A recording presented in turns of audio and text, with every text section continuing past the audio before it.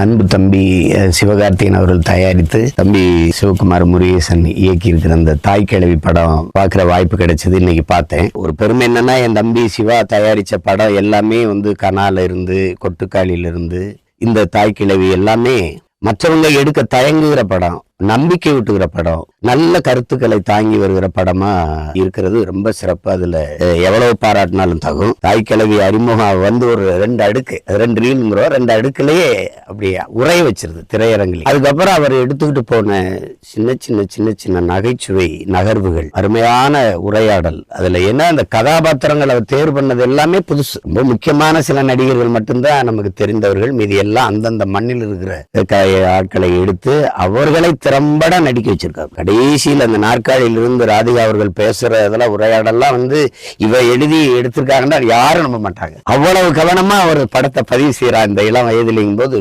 வியக்காம இருக்க முடியல என்னால. அப்படி முதல் படத்துல இவ்வளவு வேலை செஞ்சிருக்காங்கடா. அப்படி அது கூட இருந்து உழைச்ச எல்லாருமே அப்படி உழைச்சிருக்காங்க. குறிப்பா தம்பி ஒளிப்பதிவாளர், இசையமைப்பாளர் எல்லாருமே அவ்வளவு அருமையா ஒத்துழைச்சிருக்காங்க. நடிச்ச கதாபாத்திரங்கள்லாம் ஒரு குறிப்பிட்ட அளவுக்கு மேல நடிக்காம வாழ தொடங்கிடுச்சு எல்லாமே.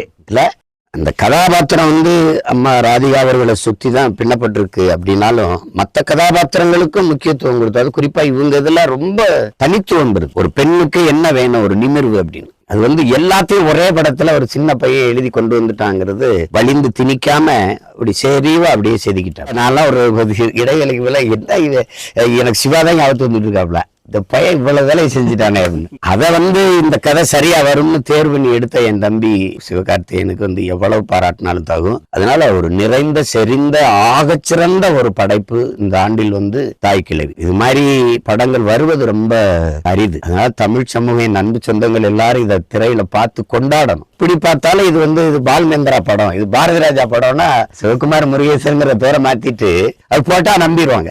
அந்த அளவுக்கு தரமான படத்தை தம்பி எடுத்திருக்கா. அவனுக்கு எவ்வளவு பாராட்டினாலும் தகும். கலை அரசியல்னா கலை அரசியல் தான். அவங்க இப்ப என்ன வேணாலும் பாராட்டலாம். அந்த அளவுக்கு அவங்களுடைய நடிப்புலாம் அசாத்தியம். அந்த உடல் மொழி, அந்த உரையாடல், உச்சரிப்பு. ஏற்கனவே பல கிராம படங்கள் நடிச்சிருக்காங்க. ஆனா இதுல இந்த படைப்பாளிகளுக்கு அதில் நடிச்ச ராதிகா அம்மாவுக்குலாம் எவ்வளவு விருதுகளை கொடுத்து பாராட்டினாலும் குறைந்த அளவு பாராட்டாத்தான் இருக்கும். அவ்வளவு பெருமையான ஒரு படைப்பு தாய் கிழவி. அது நம்ம எல்லாரும் பார்க்கணும். இதை தாண்டிய சிறந்த படைப்பை சிவாதான் எடுக்கணும். என் தம்பி வச்சு எடுக்கணும். தாய் கிழவி தான்.